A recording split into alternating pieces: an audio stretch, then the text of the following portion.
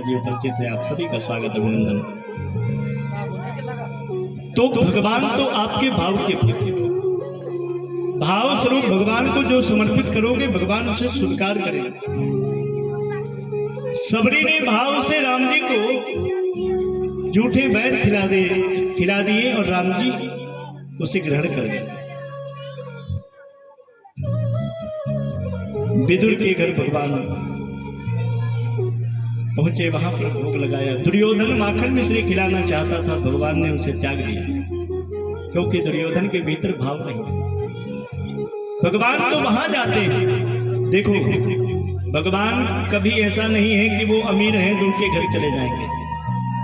भगवान अमीरों के घर, गरीबों के घर, इनके घर नहीं जाते।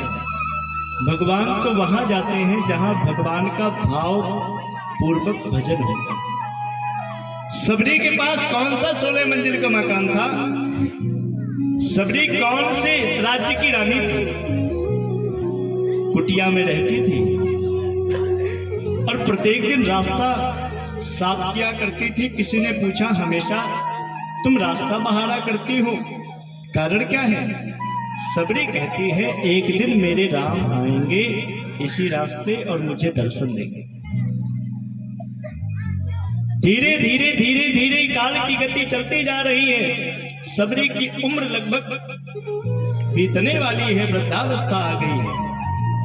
वृद्धावस्था में मेरे राम जी आए क्योंकि सबरी भाव से बुला रही थी। आपको एक सत्य घटना बताऊं, 80-90 वर्ष पहले की बात है, थोड़ा और पहले की बात है। इधर वृंदावन में तब उतना विकास नहीं हुआ था। एक दिल्ली के एक स्थान की घटना है।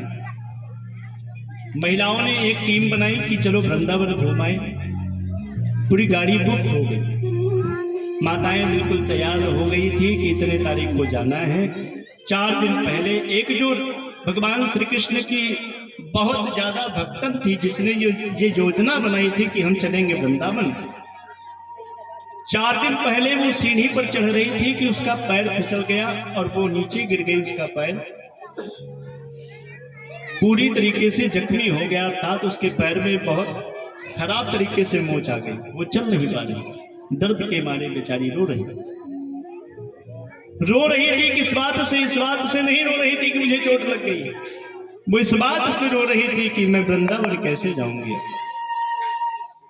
चोट लगी है, इस बात का कोई दुख नहीं है, कोई तकलीफ नहीं, लेकिन मैं वृंदावन जाऊंगी कैसे, कन्हैया के दर्शन कैसे पाऊंगी? लगता है मेरे भाग्य में ठाकुर जी का दर्शन नहीं है। लेकिन समय आया, भगवान की ऐसी कृपा भई कि वो थोड़ा सा ठीक हो गई। गाड़ी आ गई, उसकी माताजी ने रोका भी कि तेरा पैर ठीक नहीं है, मत जा, बाद में चली जाना। लेकिन उसने कहा नहीं, मैं आज ही जाऊंगी।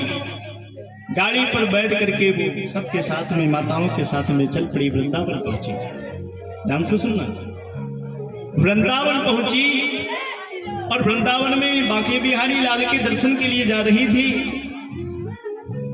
और वहां सीढ़ी पर चढ़ रही थी और माताएं तो आगे चली गई। उसके पैर में मोच था, वो सीढ़ी पर चढ़ रही थी महाराज कि उसका पैर फिर फिसल गया और वो फिर गिरने ही वाली थी कि एक छोटी सी बच्ची आई।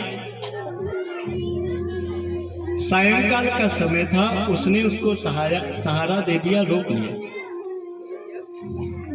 उसने बच्ची को बहुत बहुत धन्यवाद दिया कि आज पुत्री तेरी वजह से मैं दोबारा चोट खाने से बच गई हूं। क्यों?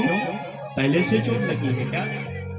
हाँ, पहले से चोट लगी थी और मैं चढ़ नहीं पा रही थी, लेकिन फिर से मेरा पैर फिसल गया और खैर राधिका रानी ने आपको भेज दिया है और आपने मेरी रक्षा कर ली। पुत्री तेरा नाम क्या है? वो छोटी सी बच्ची कहती है, मेरा नाम लाडो है। क्या नाम? लाडो। कहाँ रहती हो? बस यही वृंदावन में, ब्रजभूमि में रहती हूँ। तो जब तो मैं सीढ़ी पर चढ़ रही थी तब तो तुम दिखाई नहीं दी, लेकिन मैं जैसे गिरने वाली थी तुम कहां से आ गई, मुझे पकड़ दी। तुमने कैसे देख लिया कि मैं गिरने जा रहा हूं? उसने कहा बस चिंता न करो, मैंने आपको बचा लिया, अब जाओ दर्शन करो। वार्तालाप होती गई। सायंकाल का समय, रात्रि थोड़ा बढ़ गई, मंदिर के कपाट बंद हो गए। तो लाडो ने कहा कि मंदिर के कपाट भी बंद हो गए हैं, अब तो कल ही दर्शन मिलेगा। अच्छा ये बताओ कि कल दर्शन के लिए आओगी ना? वो माता जी कहती हैं कि हाँ जरूर आऊंगी। लाडो ने कहा कि मेरे लिए क्या लेकर के आओ? माता जी ने कहा जो आप कहो मैं आपके लिए लेकर के आऊंगी।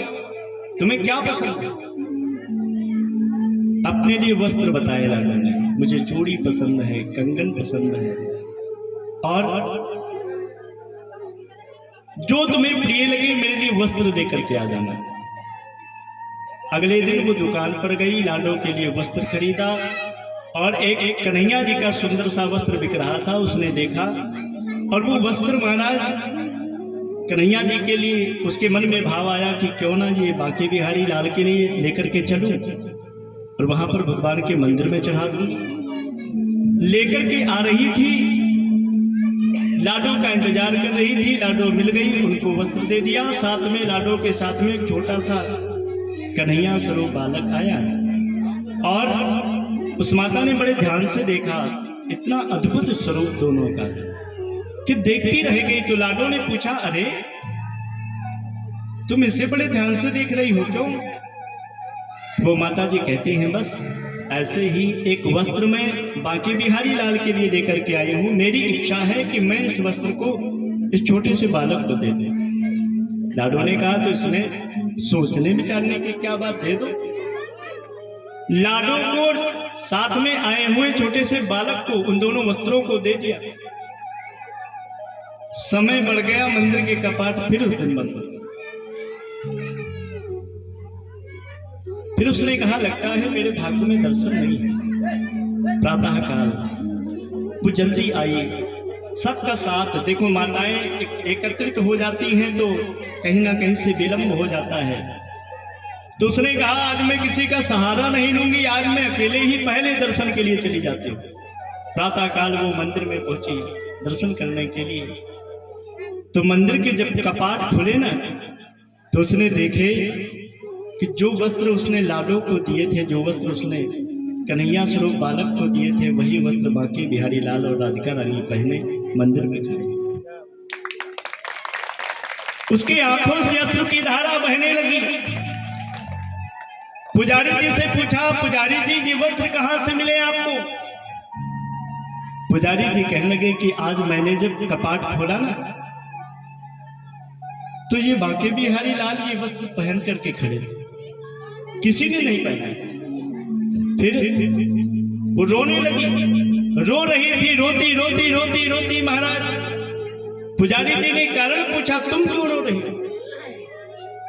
उसने कहा पुजारी जी आप नहीं जान सकते। वहां से वापस आई, लाडो को खोजने लगी, लाडो लाडो लाडो लाडो कहाँ हो? रात्रि होने लगी, वो वहीं पर बैठी रही जहां लाडो मिली थी। बैठी रही, पूरा दिन बीत गया, पूरी रात बीत गई, 2 दिन बीत गए। बैठी बैठी सब माताएं कहे कि अरे पागल हो गई हो क्या, चलो। वो कहने लगी जब तक मेरी लाडो मुझे मिल नहीं जाती है मैं कहीं नहीं जाऊंगी। जब तक मैं लाडो से मिल नहीं लूंगी तब तक मैं नहीं जाऊंगी। जो गाड़ी गई थी ना वृंदावन, उसके आने का समय हो गया। माताओं ने खूब कहा चलो, उसने कहा नहीं जाऊंगा, तुम सब जाओ।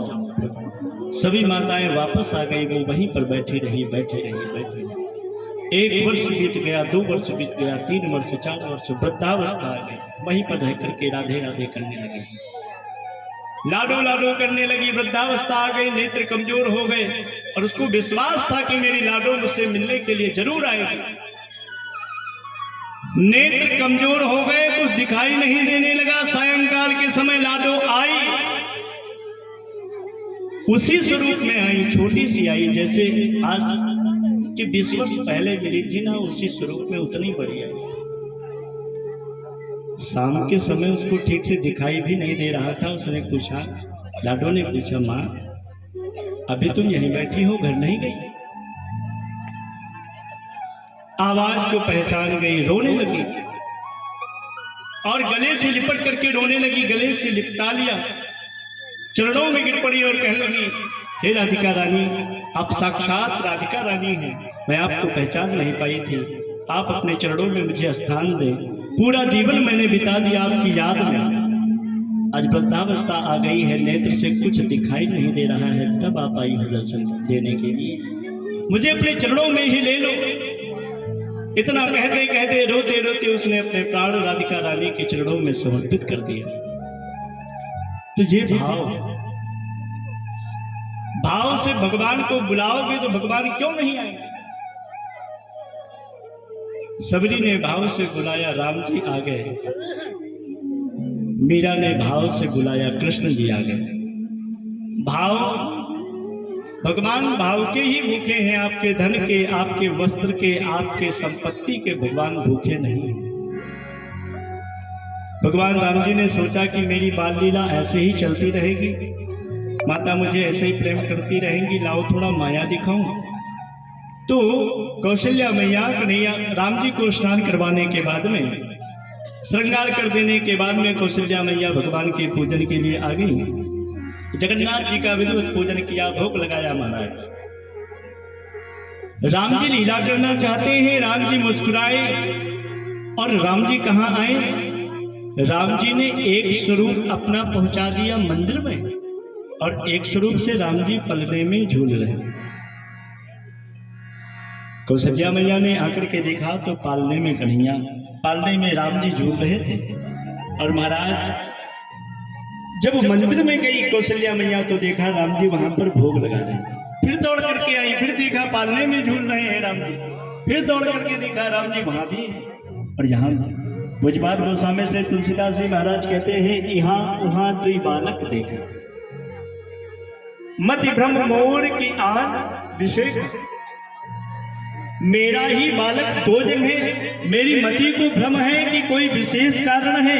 माँ को व्याकुल देख करके भगवान मुस्कुराए।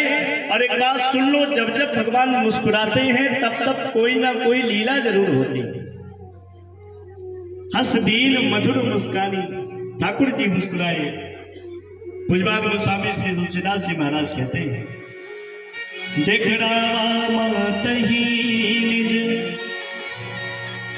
अद्भुत रूप अखंड, रोम रोम प्रतिलागे, कोटि कोटि ब्रह्मा। मां को भगवान ने अद्भुत रूप का दर्शन कराया।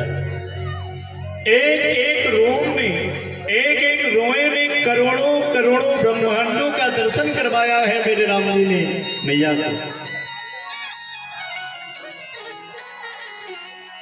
अगणित रवि शशि शिव चतुरानन, बहुगिरि सरित सिंधु महिका।